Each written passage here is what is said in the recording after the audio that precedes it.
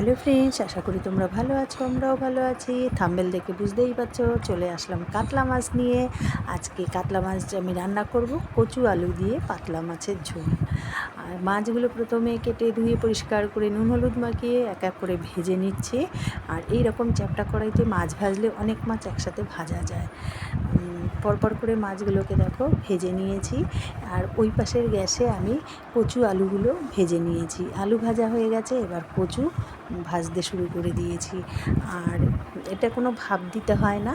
আর এখানকার কচুতে না গাল ধরে না, এগুলো লাই কচু বলে। লাই কচু দিয়ে মাছের ঝোল রান্না করব। আর জিরে তেজপাতা সোমবারা দিলাম ওই তেলে, আর আদা টমেটো কাঁচা লঙ্কা বাটা দিয়ে আজকে পাতলা মাছের ঝোল রান্না করব। মশলাটা দিয়ে দিলাম, মশলাটা ভালো করে কষিয়ে নিয়ে পরিমাণ মতো নুন হলুদ দিয়ে দেবো। দিয়ে আবারও একটু কষাবো। কষানোর পরে সামান্য একটু হলুদ কম হয়ে গেছে দেখে আমি আর একটু হলুদ দিয়ে দেবো। হলুদ দিয়ে এবার মশলার থেকে দেখো তেল ছেড়ে গেছে। এবার আমি ভেজে রাখা আলু আর কচু দিয়ে দেবো। কচু দিয়ে আবারও বেশ একটু নাড়াচাড়া করে একদম পরিমাণ মতো জল দিয়ে দেবো। যেহেতু পাতলা ঝোল, এর জন্য একটু জলের পরিমাণটা বেশি দিতে হবে। তোমরা চাইলে গামাখা খেতে পারো, বেশ ভালো লাগবে। আর কে কে কচু আলু দিয়ে কাতলা মাছের ঝোল খেতে ভালোবাসো অবশ্যই কমেন্ট করবে। এবার দেখো কষানো হয়ে গেছে, এবার জল দিয়ে দেবো।